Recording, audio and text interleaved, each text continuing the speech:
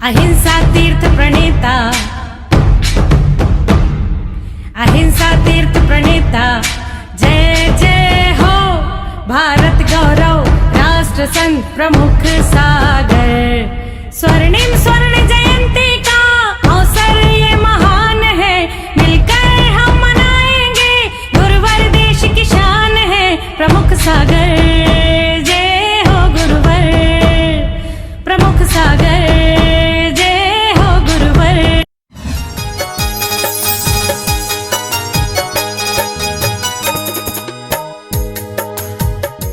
महात्माओं, हमारा जीवन पवित्र और पावन कैसे बने, हमारे जीवन में विशुद्धि भावों का जन्म कैसे हो, हमारा ये जीवन बिल्कुल प्योर कैसे हो, बिल्कुल श्योर कैसे हो, हमारे इस जीवन में कैसे हम ऊंचाइयों को पाएं। हमने जो यात्रा कर रखी है उस यात्रा को कैसे आगे आगे बढ़ाने का प्रयास करें। ये जीवन बार बार नहीं मिलता है, ये जीवन हमें हर बार मौका नहीं देता है। ये तो गुवाहाटी का पुण्य है कि दोबारा मौका मिल गया हमारा, कि आपको लाभ मिल रहा है और दोबारा पूरा आनंद बरस रहा है। मैं यहां से जाके दीमापुर भी होके आ गया हूं, फिर भी मुझे ये लग रहा है कि मैं यहां से कभी गया ही नहीं था और मैं यहीं बैठा था। इस यात्रा में, महायात्रा में दीमापुर और समाज शामिल हो गए। लेकिन आप विचार करके रखना, इतने महीनों का सानिध्य में आप पवित्र हुए कि नहीं हुए, पावन हुए कि नहीं हुए, आपके मन का विचार, मन का भाव बदला कि नहीं बदला, ये आपको अपने आप से तोलना है। सूर्य उदय तो रोज होता है, लेकिन उस सूर्य के उदय का हमने विटामिन डी लिया या नहीं लिया, ये हमारे ऊपर है। खिड़की दरवाजे बंद रखे रहे तो सूर्य आकर चला भी जाएगा, लेकिन तुम्हें 1% एक किरण भी प्रकाश की नहीं आएगी। आप अपने जीवन में इतना ही सोचना, इतना ही अपने आप को विचार करके रखना कि हम कितने बदले, कितना बदलाव हमारे अंदर आया है, कितना अपने जीवन को हमने सार्थक किया है साधु संतों के सानिध्य में बैठकर। अगर आप अपने आप को बदल सके हो थोड़ा सा, तो आपने बहुत कुछ किया।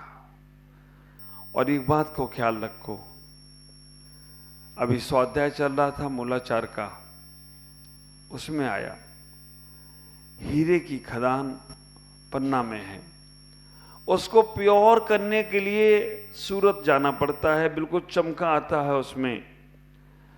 जो जितना प्योर हीरा होगा वो उतना साफ होगा, बिल्कुल आर पार पारदर्शी दिखेगा।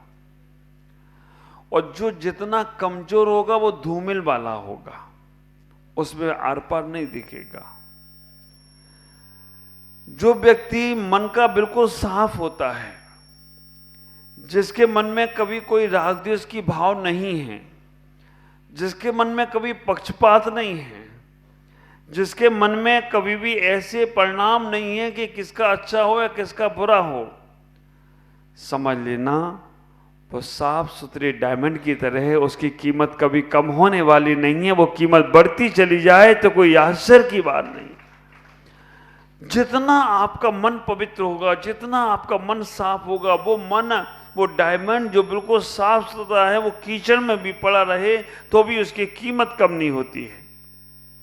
और क्या करना, मट मैला सा वो डायमंड हो या कोई पत्थर हो, कुछ भी हो, रास्ते में पड़ा भी हो तो भी आपकी दृष्टि नहीं जाती उसके ऊपर। ख्याल करके रखना, रास्ते में पड़ा है डायमंड है लेकिन प्योर नहीं है तो भी आप देखकर निकल जाते हो। और प्योर अगर कांच का टुकड़ा भी चमक रहा हो तो एक बार मन होता है कि इसे उठाने का प्रयास करना है। असली में प्योर ना हो पाओ, नकली में भी प्योर हो गए ना तो भी लोग तुम्हारी वाहवाही करेंगे, बस वो वाहवाही तक ही रहेगी। लेकिन असली में प्योर हो गए ना तो वाहवाही नहीं होगी, वहां सिद्धों की यात्रा शुरू हो जाए तो कोई आश्चर्य की बात नहीं होगी। ख्याल करना, दुनिया की नजरों में अच्छे रहे कोई बहुत बड़ी बात नहीं है। ये दुनिया तो ऐसी है, थोड़ा सा तुम उनका कार्य कर दो वो तुम्हारे लिए अच्छे हो जाते हैं, थोड़ा सा तुम उनकी बात मान लो वो तुम्हारी बातें मानने लग जाते हैं। ये दुनिया तो ऐसी है कि बस हवा में बहुत सारी बातें करती है, लेकिन जब साथ निभाने का साम आता है तो ये हवा वो हवा हवा हवा हवा हवा हो जाती है। आप ख्याल करके रखना, जब हवा में साथ निभाना है तब हम कहाँ चले जाते हैं। इसलिए जब आप मन से भी सच्चे होंगे, मन से भी अच्छे होंगे, तो ख्याल करके रखना आप कहीं भी रहोगे, लेकिन आपकी वाहवाह देवताओं के बीच भी हो रही हो तो कोई आश्चर्य की बात नहीं है। इस संसार में तो सब लोग थोड़ी सी प्रभावना में, थोड़ी सी आकर्षण में फिसल जाते हैं, लेकिन जब अंदर की सच्चाइयां होती हैं, अंदर की अच्छाइयां होती हैं, तो देवता भी तुम्हारी प्रशंसा करने को स्वर्ग छोड़कर जमीन पर आते हैं। और आप देख लो, इतिहास उठाकर देख लो कि जितने भी देवताओं का आवागमन हुआ है, साधु संतों के लिए आए हो या ना आए हो मालूम नहीं, लेकिन श्रावक की भक्ति के लिए देवी देवताओं का आवागमन जरूर हुआ। जब शेष सुदर्शन अपनी शील की भावनाओं में प्रकट थे तो ख्याल करना सूली भी सिंहासन बन गया। अंजन चोर ने सिरधाओं के साथ नमोकार मंत्र का आलम तालम कछुन्ना जालम जब पढ़ना शुरू किया तो अंजन वो निरंजन बन गया। सोमा सती जिसके अंदर इतना पवित्र मन था, कोई नाग भी गले का हार बन गया। सीता का अग्नि का कुंड, ख्याल करना पानी का सरोवर बनाए, ये पवित्र भावनाएं हैं। अगर कभी मदन सुंदरी पर या ऋण मंजूषा पर अगर उपसर्ग होता है तो देवता आके रक्षा करते हैं, ये पवित्र भावनाएं हैं। आप ख्याल करो, चंडाल भी अगर पवित्र भावनाओं से जैन धर्म को स्वीकार करता है तो चंडाल की पूजा करने के लिए देवता भी आ जाए तो कोई आश्चर्य की बात नहीं है। अरे इंसानों की बात तो छोड़ो, तिर्यंचों ने अगर मन पवित्र कर लिया ना, मेढक इधर चाभावे ना प्रमुदित मना दरदुरी यहां क्षणादासी।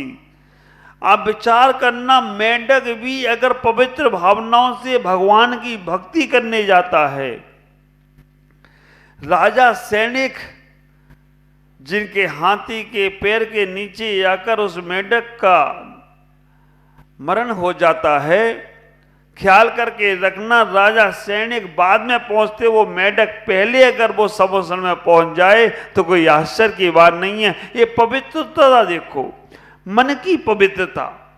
जैसे जैसे तुम्हारा मन पवित्र होगा ना, जैसे जैसे विशुद्धि भाव बढ़ेगा, जैसे जैसे अंदर से सच्चाइयां आने लगेंगी, बाहर की बुराइयां अपने आप कम होने लगेंगी। सच्चा ये आप लेने का प्रयास करो। ये जन्म तुम्हें मिला है पवित्र और पावन बनने के लिए मिला है। तन को हमने बहुत मलमल कर साफ कर लिया। तन को साफ करने के लिए क्या क्या नहीं लगाते हो?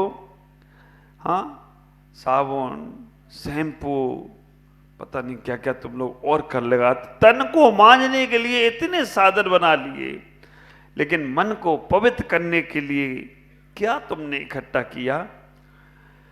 आप विचार करके रखना, मन को पवित्र करना है, बाह्य तन को पवित्र करना है तो जल की और साबुन और सोडे की आवश्यकता पड़ती है, और मन को पवित्र करना है तो संयम की और तपस्या की आवश्यकता पड़ती है। और तो और मैं कहना चाहूंगा, मन को सार्थक करना है तो सकारात्मक सोच की आवश्यकता पड़ती है। जैसे जैसे तुम्हारा मन पवित्र होगा, तुम्हारा शरीर हल्का होने लगेगा। तुम्हारा वजन ज्यादा नहीं है, तुम्हारे मन का वजन ज्यादा है।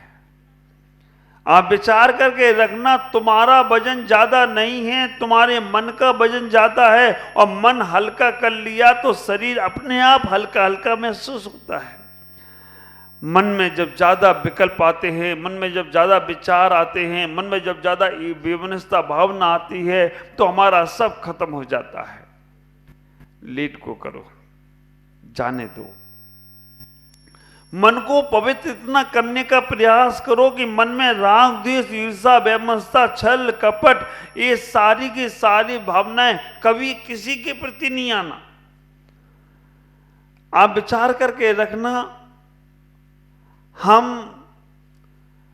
मित्रों के प्रति तो अच्छी भावना लाते हैं, लेकिन शत्रु के प्रति भी अच्छी भावना रखना।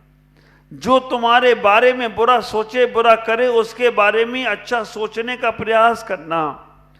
जब तुम्हारे अंदर ये भावनाएं आएंगी तो बस आचार्य ने कह दिया ना, जे त्रिभुवन में जीव अनंत, सुख चाहे दुख ते वह बंद, ताते दुखारी सुखकार। दुखारी कौन है? गुरु करुणाधार। तुम्हारे दुख से हरने वाले अगर कोई हैं तो गुरु हैं, और गुरु तुम्हारे दुख से हरने का उपाय बता सकते हैं। क्यों उलझते हो किसी से? हाँ, अपनी धुलती नहीं, दूसरे की धोने में लगी है। गांधी जी से पूछ लिया, गांधी जी ने तरुण सागर से पूछ लिया, ये आदमी क्यों रो रहा है? तरुण सागर जी बोलते हैं, अपनी धुलती नहीं, दूसरे की धो रिया है, इसलिए रो रिया है। चादर है छोटी, पैर ज्यादा फैला रिया है, इसलिए रो रिया है। आप विचार करके रखना, अरे बाबा अपने ही नहीं काम निपट रहे, तुम दूसरे के काम में निपटाने में लगे हो। हाँ, अपने अंदर की गंदगी समाप्त करने में तो तुम समय लगा नहीं रहे, दूसरे को सुधारने में इतना समय लगा दिया कि खुद ही बिगड़े जा रहे हो। ख्याल करो, बहुत समय नहीं है। हमारा जीवन कितना है ये हमें मालूम नहीं है। कब सांस रुक जाए और कब क्या हो जाए कोई भरोसा नहीं है।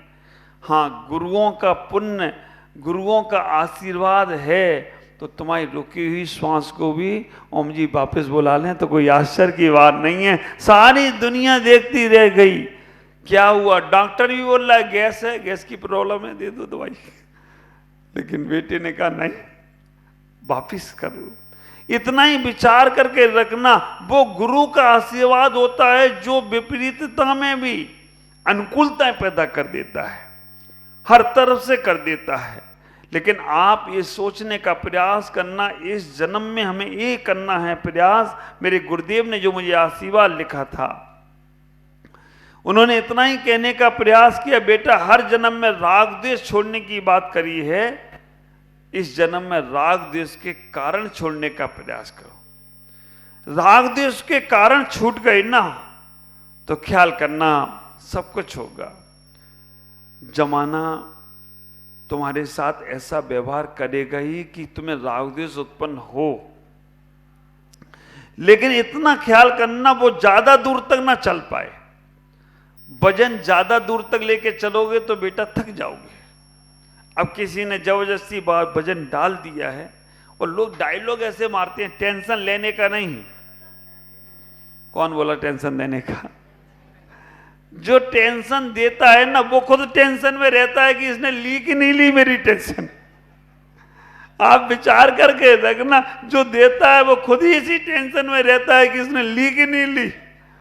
मैं हमेशा कहता हूं, संत न बन पाओ तो संत जैसा मन बना लो, तुम्हारा जीवन का कल्याण हो जाए तो कोई आश्चर्य की बात नहीं है। जिनके पास कुछ नहीं है, ना आगे कुछ ना पीछे कुछ, कल क्या होगा चिंता नहीं है, लेकिन फिर भी इतना मस्त जी रहे हैं।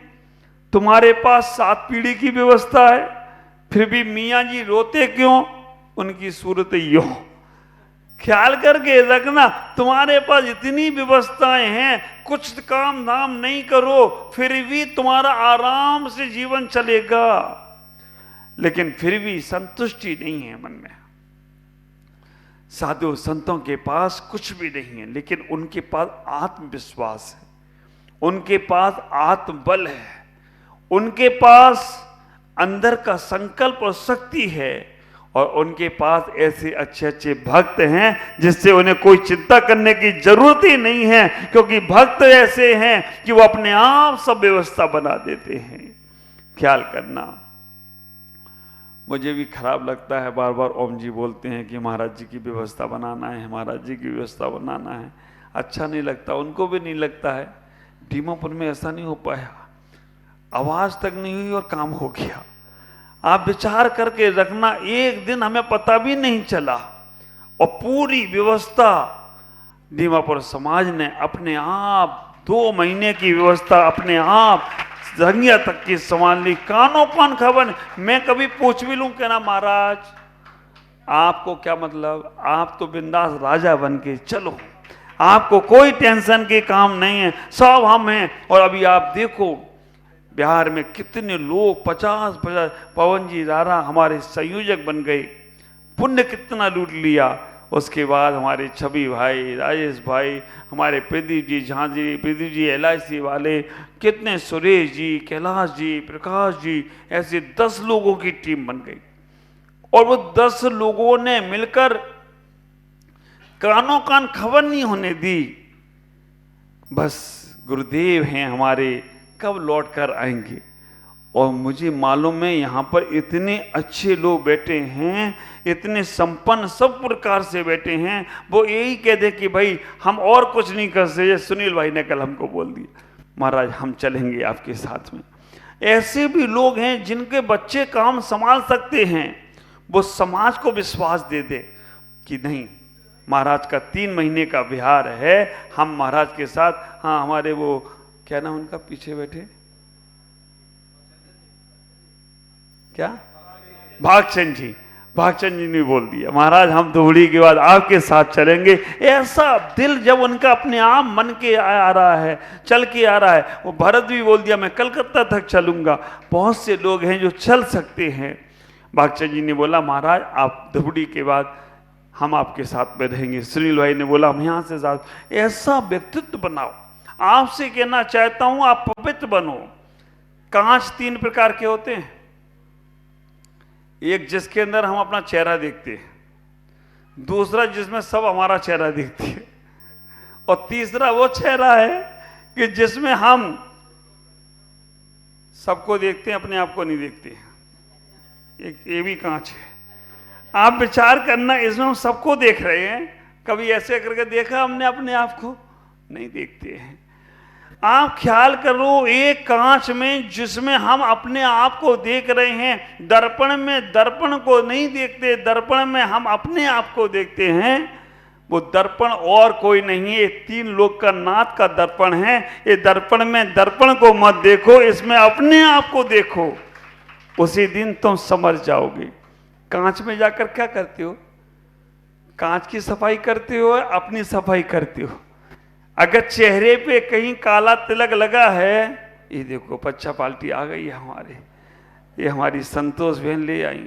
संतोष ही है ना, ये भी संतोष है। आ जाएं, बच्चों को आगे ले आओ। आज ये पाठशाला के बच्चे आ गए हैं। आप विचार करके रखना, जीवन में इतना ही सोचना, इतना ही विचार करना, जैसे कांच में हम अपने चेहरे को देखते हैं, वैसे ही भगवान में अपने आप को निहारो। कितनी सुंदर तेरी मूरत, तू कितना सुंदर होगा। ये भगवान की मूरत सुंदर नहीं है, ये तुम्हारी भी मूरत सुंदर है। आप ख्याल करना, कितनी सुंदर तेरी मूरत, तू कितना सुंदर होगा। ऐसा भाव अपने मन में लाने का प्रयास करो। भगवान की मूर्ति में भगवान को मत निहारो, अपने आप को निहारो।